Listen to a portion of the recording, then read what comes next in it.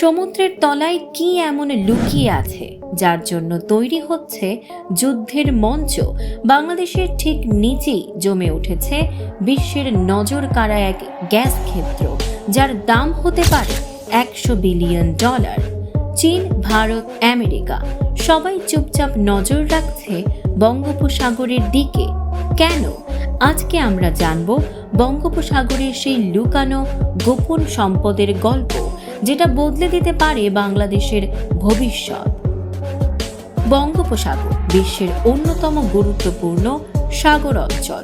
প্রথমে মনে হবে শুধু মাছ আর পানি, কিন্তু সাগরের নিচে রয়েছে বিশাল গ্যাস ও তেলের ভান্ডার।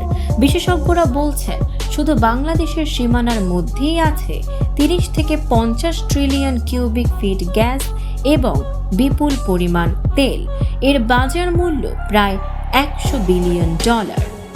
এই সম্ভাব্য সম্পদ নিয়ে এখন শুরু হয়েছে নীরব এক প্রতিযোগিতা।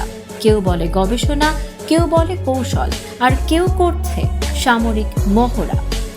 বাংলাদেশের সমুদ্র সীমায় আছে 26টি গ্যাস ব্লক। এর মধ্যে বেশিরভাগ এখনো অনাবিষ্কৃত। এই ব্লকগুলোর নাম block 5, block 12, block SS4, SS9 ইত্যাদি।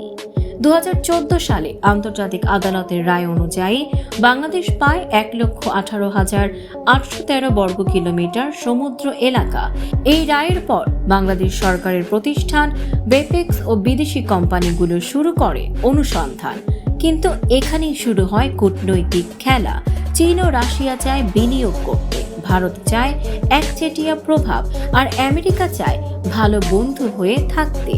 চীন চায় বঙ্গোপসাগরে প্রবেশাধিকার, তাই তারা অফার করছে তেল অনুসন্ধান প্রযুক্তি, অর্থায়ন, এমনকি সাবমেরিন কেবল। ভারত মিনওয়াইল চায় নিজেদের আধিপত্য বজায় রাখতে। তারা ইতোমধ্যে কিছু গ্যাস ব্লকে বিনিয়োগের চেষ্টা করেছে, যেমন ওএনজিসি বিদেশের মাধ্যমে। আর আমেরিকা, তারা শেভরন বা এক্সন মোবিলের মতো কোম্পানির মাধ্যমে ধীরে ধীরে ঢুকছে। তাদের আগ্রহ শুধু তেল না, সামরিক স্ট্র্যাটেজিতেও।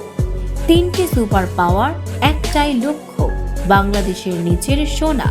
বাংলাদেশের সামনে এখন 2টি রাস্তা।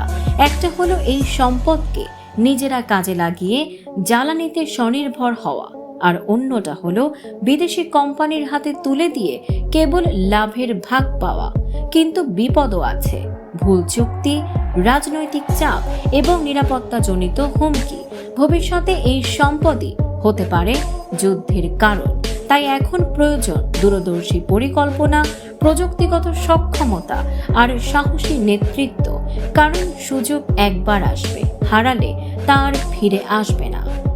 সমুদ্রের নিচে লুকিয়ে থাকা এই বিশাল শক্তি শুধু অর্থনীতিই নয়, বাংলাদেশের কূটনীতি, নিরাপত্তা আর আত্মপরিচয়ের প্রশ্ন।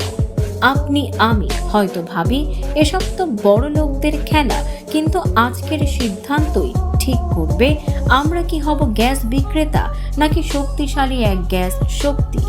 এখন প্রশ্ন একটাই, বাংলাদেশ কি তার সমুদ্রের সোনার খনি নিজেই ঘরে তুলতে পারবে, নাকি অন্য কেউ চুরি করে নিয়ে যাবে আমাদের চোখের সামনে?